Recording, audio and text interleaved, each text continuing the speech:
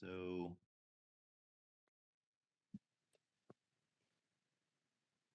who took that picture? That was Martin Gruby, the Virginia firefighter chasers group. Oh, Uh, no kidding. yeah, this was at a very large church fire in Portsmouth. And Hmm. Martin Gruby, he was a firefighter, but also in his off time spent ran around and chased fires and was one of my sources and photographed fires for his training purposes and snapped it and sent it to me. Yeah, no, Mike. I remember Martin Groovy. He was kind of a regular contributor. Absolutely. That's a Martin Gruby photo. The big church fire was that the Ebenezer, It the one that was was. like right downtown and what? Right downtown. Like Yeah, I thought that the bell tower was going to collapse. yeah.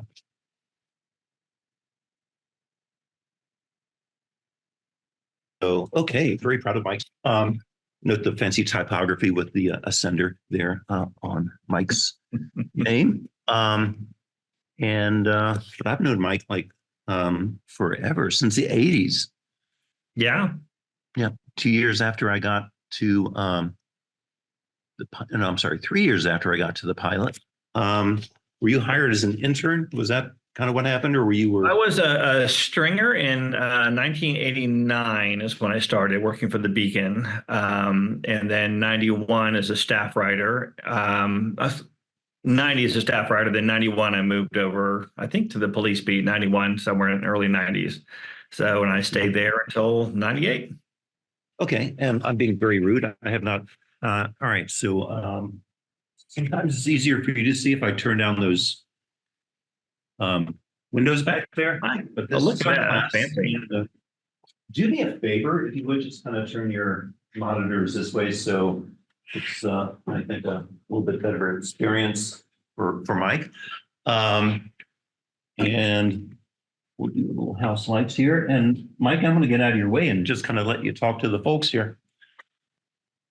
Well, thanks everybody. I appreciate being here. I love talking to aspiring journalists because it feels like to me not that long ago, I was an aspiring journalist and it is in fact a lifetime ago. And I will tell you, being a journalist has given me like the world's best stories for cocktail hours. I've been able to travel the globe. I've done everything I wanted to do. I had a pretty fun career in journalism. I met a lot of people, did a lot of stories, made big differences in the world, all the things you want to do when you're an aspiring journalist. I was very fortunate to have people in my corner who let me do those things. It was a lot of hard work and a lot of late nights and a lot of weekends and holidays and everything else. But it was a spectacular career, and I spent about 30 years doing it, combined from newspapers into broadcast television. I traveled internationally quite a bit. I covered wars. I covered murders that took me overseas. So I did a little bit of everything, and it was a really great career.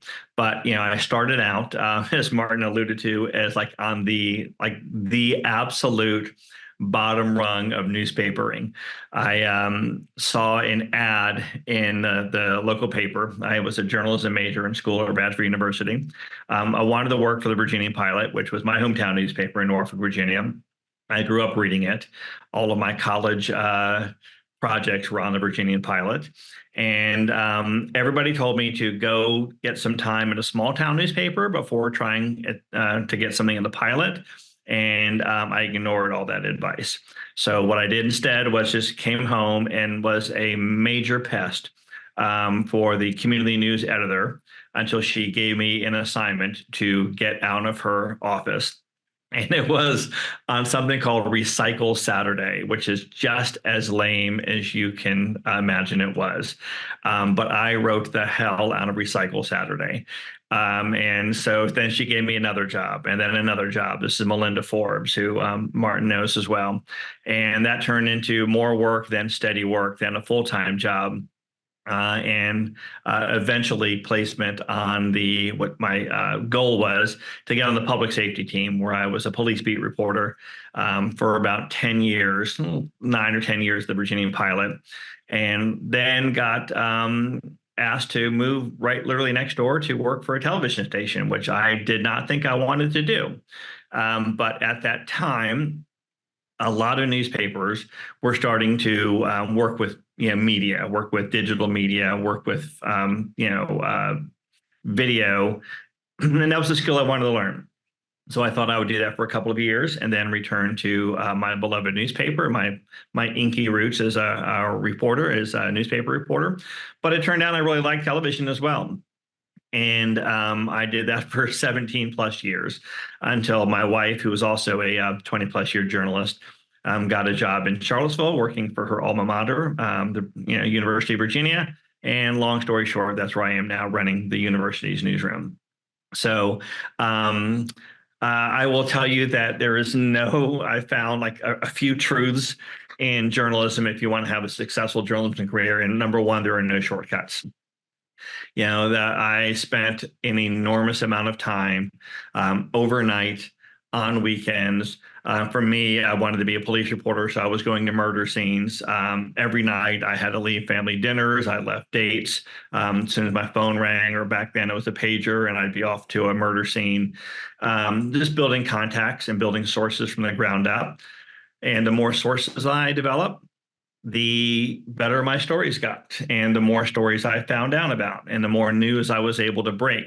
And then it becomes sort of a kind of self-fulfilling. Like once your name starts getting out there and you start becoming a person who is breaking the news in your market, other people notice and they start calling you. They start wanting to meet you. And I had everything from very normal meetings, like people come to my office and talk to me. And I would have meetings at 2 a.m. in the parking lot of a Wendy's to talk to somebody. And that was just the way I had to work to get the stories I wanted to do. So that was my career in a nutshell. Some of the highlights that I'm just absolutely thrilled with. I spent about 10 years covering a double murder in Virginia Beach that later became the subject of maybe a half dozen now documentaries. One of them was on CBS 48 Hours. I worked with them on the story. I've worked with Dateline NBC on another story I've done. I probably have 4 or 5 stories that are on rotation on Forensic Files, where I look a lot younger than I do now. And it was a great run. So some of the things I'm really happy I got done.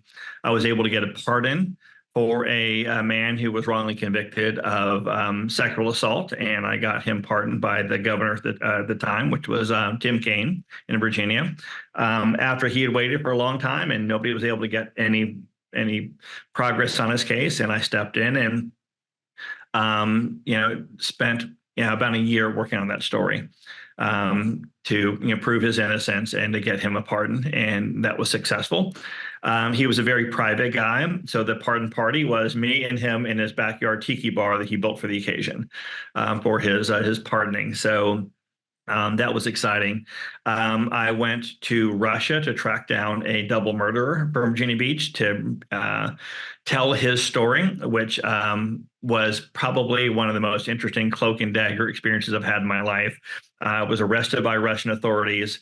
I was briefly detained for about 8 hours and interrogated, eventually expelled from the country.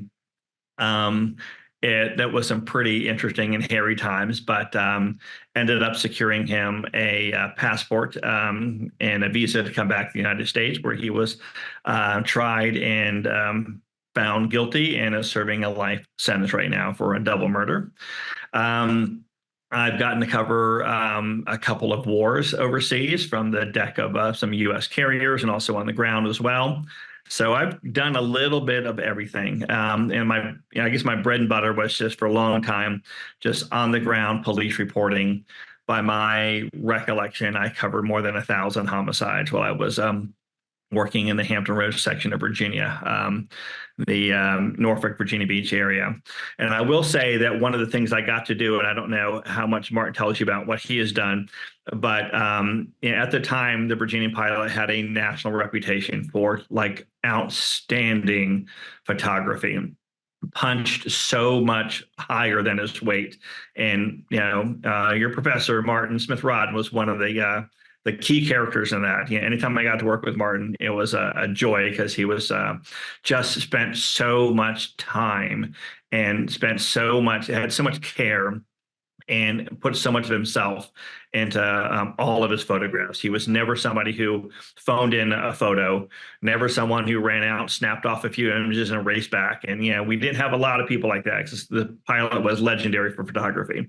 But Martin was like one of the most talented photographers I've ever worked with, and clearly cared about his craft. And I'm so happy he's teaching, and I'm happy to be able to speak with him. And I'll be happy to answer any question if anybody has any questions in the meantime. Well, thank you so much for that. Those recollections and kind words. Does anybody want to jump in with a question before? Did you have stuff that you, I don't know what your program was? I'm happy to answer questions. I'll be happy to dispense some key advice that I've gotten throughout my career that has served me well. But I sometimes find that I've done this for so long that I kind of forget some of the most basic questions that people have. That I'm happy to answer if anybody has anything. We've got one. All right. Yes. Was it ever hard to cover homicides? Like, obviously that's not like an easy thing to talk about, but I mean, was it hard to cover that and to get details about that to write about? Can you hear that? I heard it. That's a great question. So this is a truth in journalism, and I'll tell you this: like, people who don't know what I do or know what I did will always say things like, how could you possibly go knock on this person's door who has just lost a husband, a wife, a child, and ask them to tell their story? Like, how possibly could you do that? How could you be so callous to do that? And my history is that's just not how I was ever received. I wanted to tell people stories. And I always wondered, what's worse? Like having a reporter knock on your door to ask you about your husband, your wife, your child, who had some tragedy befall them, or that nobody cares enough to knock and tell their story. And I was always in the first camp. I can probably tell you, in the 1,000+ homicides I've covered, there may have been a dozen where people just didn't want to talk to me. The rest did. If you approach them as a human and want to tell their story, people want to share the stories of their loved ones. I remember one of the most harrowing things that went on. It was a 16-year-old girl who was killed in a drunken driving car crash. The car got broadsided. In the driver's seat was her identical twin sister. So at 16, one twin has lost the other twin, and they were both driving together. And I went to knock on their door, and I'd get a lump in my throat every time I do it. But I would just always imagine, like, how would I want to be treated? If that happened to me, like, how would somebody come to me? And it's not with flashbulbs popping and cameras on shoulders and a lot of fast talk. I just wanted to tell their story. And the sister was happy to tell me the story. Obviously, it was a terrible time. And she was very, very, very upset by what had happened. It was not her fault. But, that people will want to tell the stories of the people they care about. So that part was not as hard as people make it out to be. And I'd always run into neighbors who would say, oh, they don't want to talk to you. And I'm going to think they do. And they always did. So getting to the people that knew the most was the most critical part of the story, of covering any homicide. Or any story, like getting to the people, knocking on the doors, making the phone calls, finding out where, like a little bit about them, so I can walk to the door and share something about them, and be a human. So that part was, it was just emotionally difficult, but I found it to be in a weirdest way, and I don't mean this in a pejorative way, but it was rewarding. I got Christmas cards from people whom I've met in the most terrible of circumstances, who just thanked me for sharing their stories and for taking the time to come and treat them with respect and telling the story of a person who had a life well lived. Um, Even if it wasn't a life particularly well lived, everybody has a mother. So, even when I would cover stories of, kids who had gone astray and were involved in, drug turf shootouts and died. I mean, everybody has a mother, and I would go find that mother. And that person's story wasn't confined to that worst day of their life where they're, in a shootout over drugs. Now, they had an entire history before that. And those are the stories I would seek to tell. And for me, that was like a critical balance to do, because the police are going to tell you things like, oh, yes, this was a big drug war. This person who got killed had, like 4 felonies and was wanted. They don't tell you that this person was like once a very caring Boy Scout and had a challenging upbringing. And they don't tell you those stories. So I always found out of my duty to really find a more full and complete story. But getting the actual information on a murder or a homicide or any story, there's always going to be official information, and then there's going to be information that I want to get.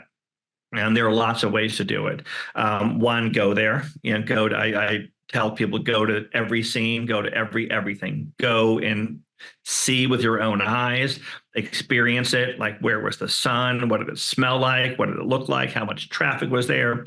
Get all these details.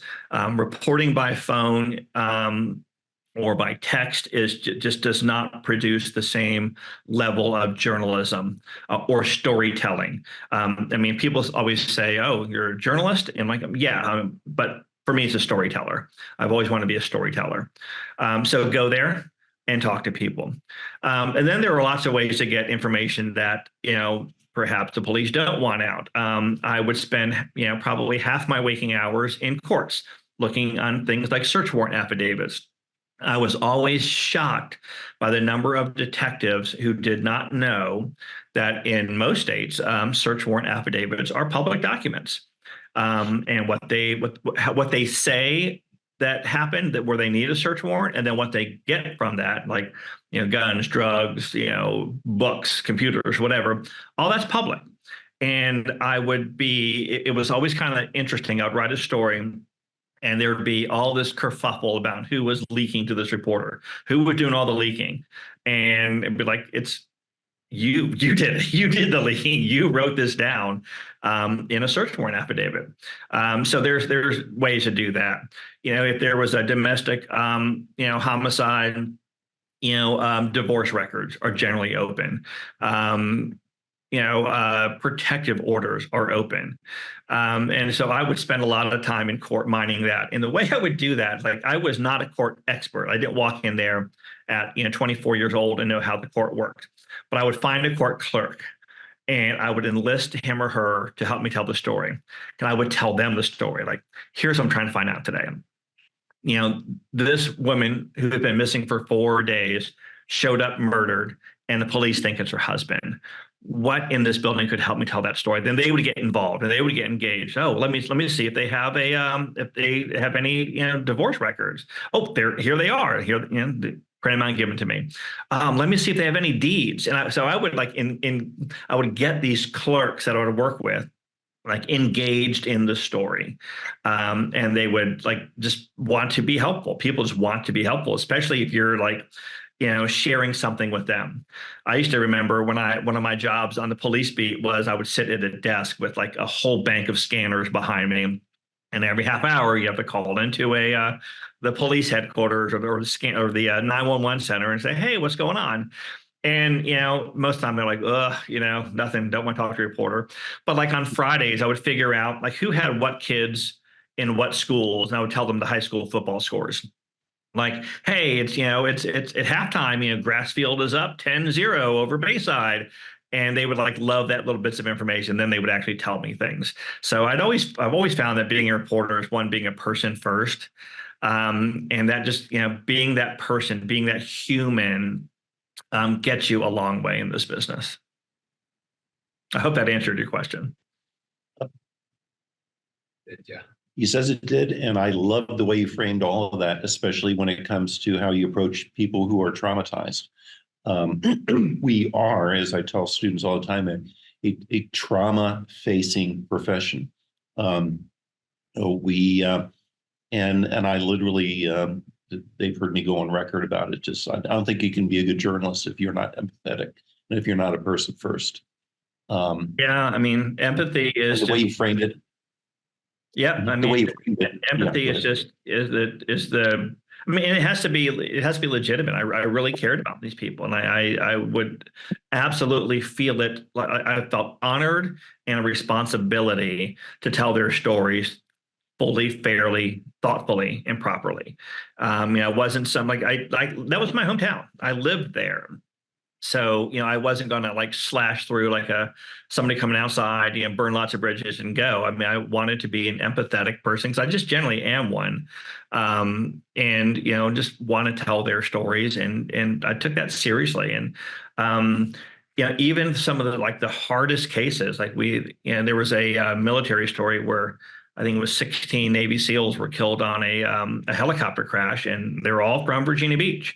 And, now, about half of the families I got to, and they were, I didn't ask them about, tell me about your husband's service, and because I knew they couldn't talk about that, but I'd be like, tell me about the favorite times you spent with your husband, tell me what and you'd find out things like this Navy SEAL would cut the grass of his elderly neighbor who couldn't get around as much. And when he was in town, he would volunteer to coach his, kids' little league teams. Those are the kind of stories I wanted.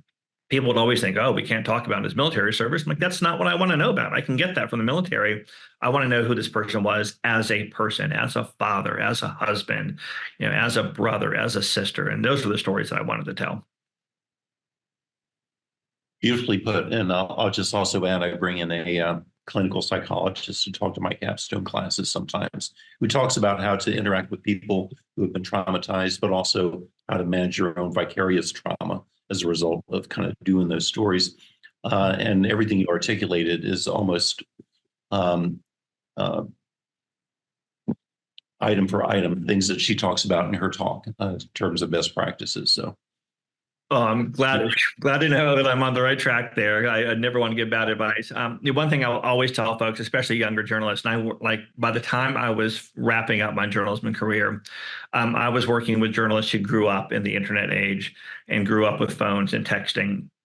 And every now and then I would have a kind of mentor mentee relationship with a lot of these young writers, and they would say things like, I would say, how's your story going? Like, I can't get anybody to talk to me. Well, tell me what your process was. Oh, well, I got their number from somebody and I texted them. And I'd say, wow, well, one, good job getting the number. That's a good start. But have you gone to their house? Have you knocked on their door? And for a lot of people who have grown up in the digital age, going to a neighborhood and knocking on a door was not familiar to them. And I would say, put your phone down. Go knock on her door, and they'll answer or they won't answer. But there's something about showing up and having your face be there, as opposed to a bubble on a phone, that really can make the difference between somebody trusting you and somebody just dismissing you. So always go. Yeah, it's just if nothing else, it makes your job more interesting, and it makes you more informed as to what you're doing. Other questions?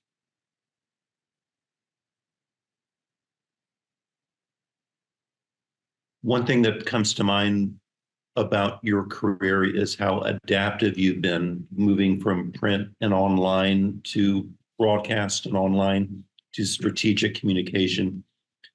What are qualities that you've kept through all those jumps, and what is also where you've had to adapt in those jumps? That's a double barrel question. I'm sorry. That's a great question. So, telling a newspaper story and telling a story on broadcast for broadcast, or even telling a story digitally online now, there are differences in it, but the core is just a story, a good story, well told. It had a beginning, a middle, and an ending.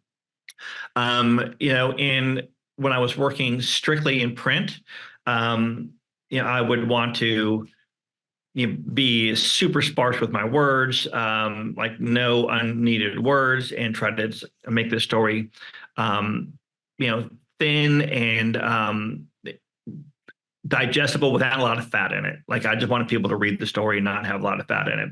When I switched to broadcast, I did have a bit of a learning curve. Like that doesn't work as well in video. There's a lot more you can really mine emotion a lot more than in a lot more easily than I could in print. There's a saying in broadcast, like, if the words and the pictures don't match, the pictures always win out. So people will always like be captivated by the moving pictures. And if your words are not supporting those pictures, they'll lose track of what you're saying. But if they complement each other, you can take people on a journey. I learned in broadcast to ask sharper questions, ask thinner questions, like just like a one sentence question. And I would go back sometimes and I would like listen to a press conference, and I'd listen to a newspaper reporter asking a question, and it went on and on and on and on. And I listened to a broadcaster ask a question, and it was just like, so tell me why this was important to you. Like that'd be it. And so I learned to ask just more pointed questions. I learned to let silence be my friend. I learned that more in broadcast than I did in print. So, and there's a couple things that are important for that. Like, and I think this works for everybody. So no matter what your medium is, but let silence be the friend, and let silence hang there for a while. And the interesting thing about silence is, if you can get comfortable with it, the person on the other end may not be, and that can work to your advantage.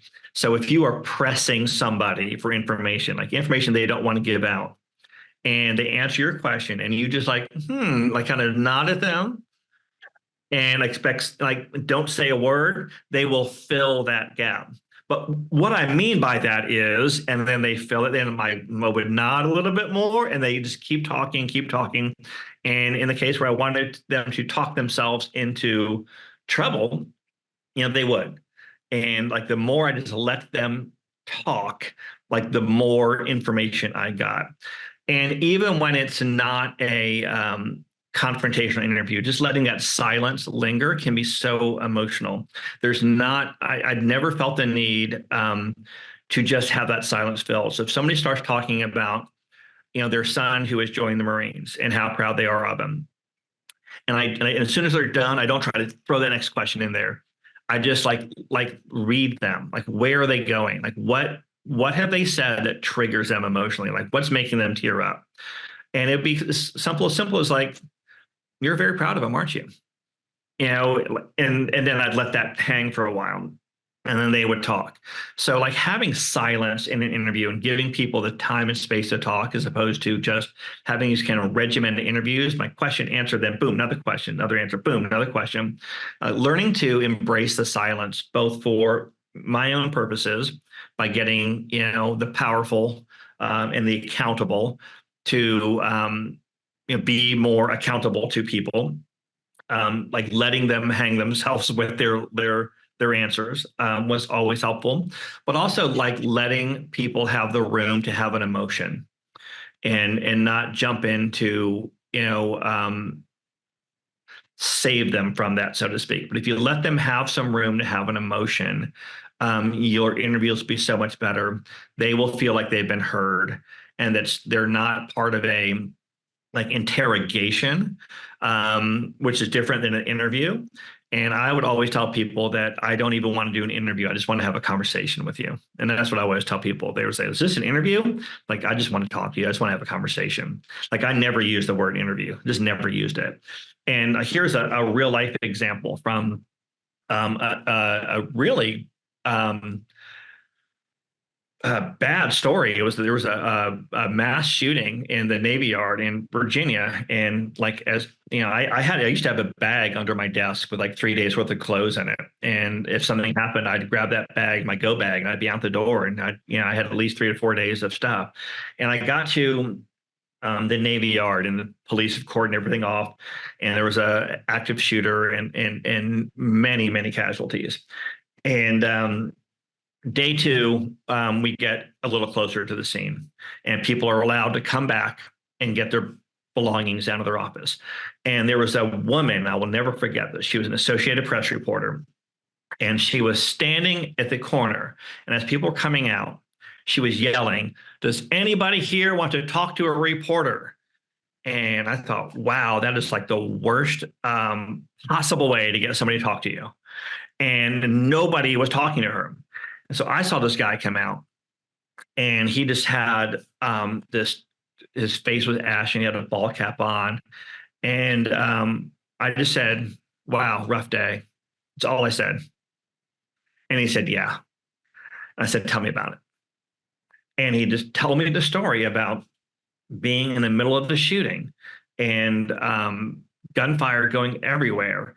And once he got the gunfire, moved down the hall, he and his people in his office who were in a meeting, like said, like, "Oh, we got to make a break for it now." And they hurtled over like the dead body of their secretary, and he told me all about her. And that just started with a approaching somebody as a human and not yelling out, "Who wants to talk to a reporter?" It was like, wow, rough day.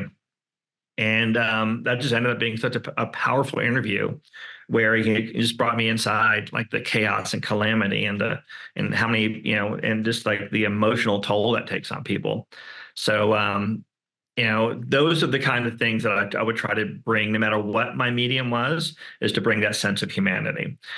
In broadcast, I would be a little more careful about working with the photographers very directly and making sure that my vision of the story and their vision of the story would line up.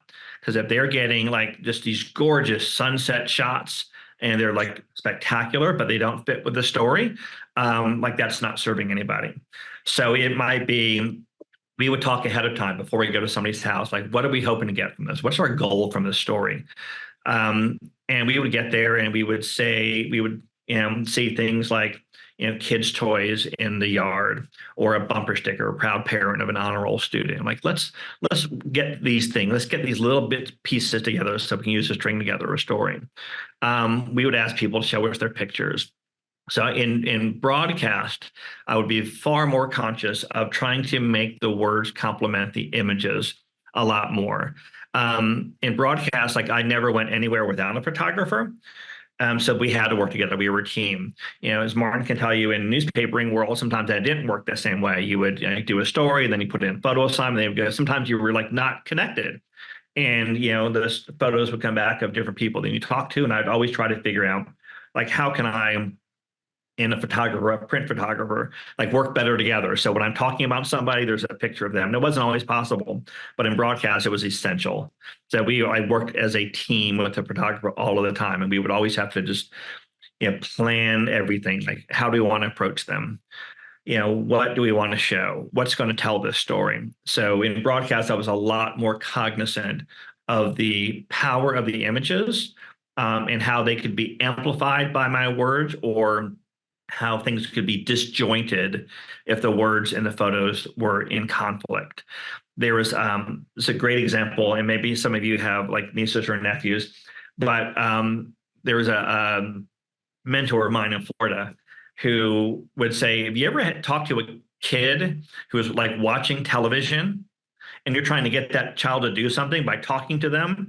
Like, so your words and their images aren't matching. Like they're watching, SpongeBob or Teletubbies or whatever it is, and your words telling them to do something don't match the images, so their brain locks onto the images instead. And that was like really valuable to me. So that was where I learned that, if my words that I'm writing, no matter how well written they are in conflict or not complementing the images that viewers are seeing, I'm going to lose them. So I learned to work to make sure that my words and the moving pictures were always in complement.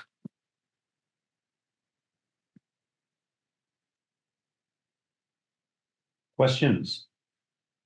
We have 10 more minutes, so I didn't know if there was content that you wanted to talk about, maybe with your current job and the move to strategic communications, or Yeah, I'd be happy to. So I am the managing editor for UVA Today, which is the University of Virginia's news publication.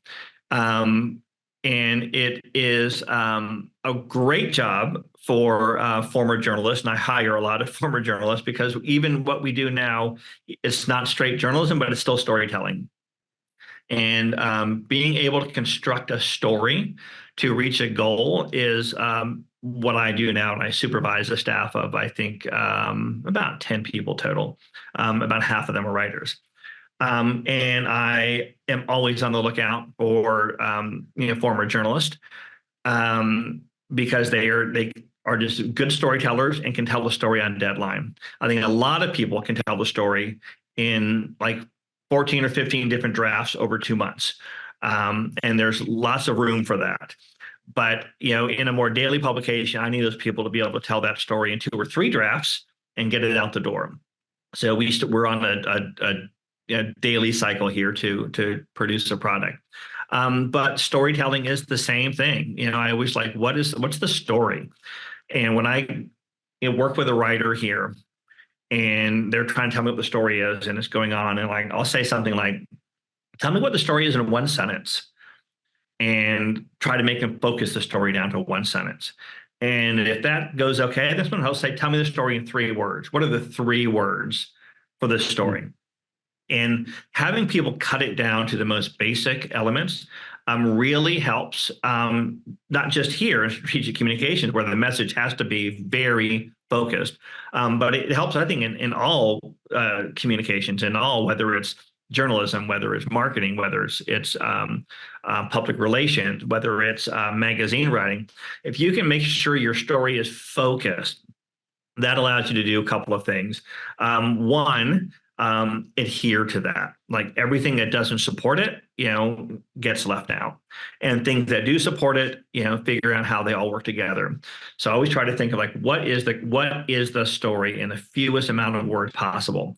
And that has not changed from my journalism career here. And sometimes it's kind of interesting to hear people try to tell me what their story is. And it's like, we've been talking for 5 minutes. I'm still not sure what it is. So tell me in 1 sentence, then maybe 3 words. So the thing that's like helpful in strategic communication, it's just knowing what the story is and how best to tell that story. You could have 10 writers or 10 communicators or 10 journalists go to the same event, and you come back with 10 different stories. And that's part of the thing that's great about writing, great about journalism, is like there's not a formula. It's not like math. You don't go in there and there's a formula and you're all going to reach to the same conclusion. In writing and in journalism, there are any number of ways that story can go. And there's there's not really wrong ways. It can be just what you see and how you experience it and how you tell that story. So I think it's just really important just to have a storytelling perspective, no matter what you do, whether you're writing a press release, which I've written hundreds of press releases, that's storytelling. Whether you're writing a social media post, that's storytelling. Whether you're writing a classic news story, storytelling, broadcast, storytelling. Find something that is identifiable to your audience, no matter what it is. I worked for after journalism as a communicator for a nonprofit law firm, and I would find even though we're telling environmental stories, I would still go to those communities. Like I'm in Charlottesville, and we're doing something in on the PD River in South Carolina. I wasn't doing that by phone. I would go there and I would talk to the people about the importance of this river and the importance of their livelihoods and the importance of having an environment that they feel safe and secure in. And so like that's the story. It's like protecting this river, and it's not like a bunch of environmentalists coming and say, "Oh, we should protect this river." It was telling the stories of people who lived on that river and who can't fish it as often as they did when they're growing up because it's polluted and how they want it to come back. So like I would work to build relationships with people and figure out what is the story that best accomplishes the goal that I have. And that's entirely what strategic communications is to me. Like what is the goal that I want from this communications campaign? And a campaign can be as simple as, a couple of news releases, or as broad as written words, paid advertisement, social media, video. Like what's the goal of this campaign, and then we figure out what stories we need to tell to get there. So no matter what I do, no matter what kind of medium I'm in, storytelling always carries the day. Anytime you can have somebody like feel something from the story you're telling, have an emotional connection to it, rather than here's a string of facts. Here's how many pollutants went into this river. Here's how many times cars got hit at this intersection. But if you can make somebody feel something and get beyond those numbers, use the numbers and the facts as like the backup to the personal story you were telling. And that has not changed for me from my Cub days as a reporter to now running a newsroom for a very respected university in Virginia.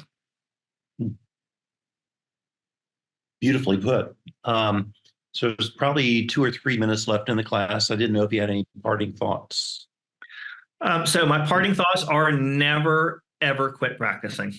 I mean, writing, communicating is a skill like anything else. And the more you do it, the better you get. And even if it's not for publication, I mean, I'm a big believer in just, like journaling for the day, just be a writer, be a voracious reader, be a voracious consumer of news. I spent my first probably 5 years copying other people's styles.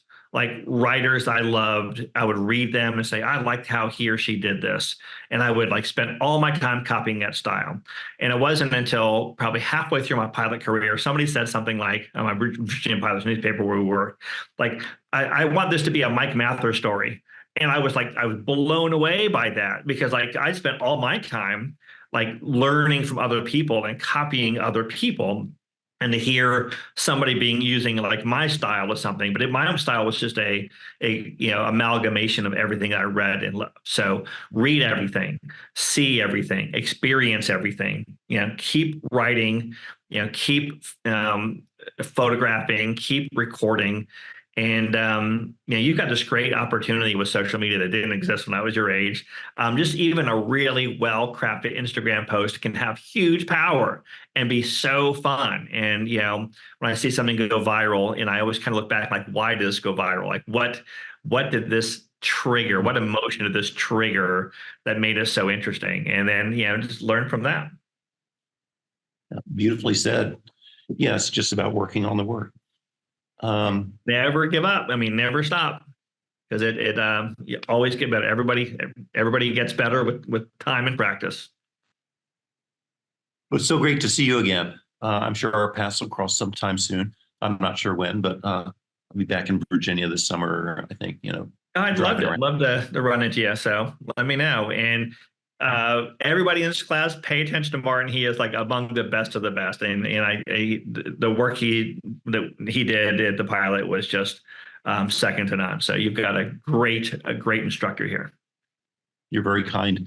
All right. Take care, my friend. It's good seeing you. Thanks, everybody. Talk to Elizabeth. I will. All right. Bye-bye.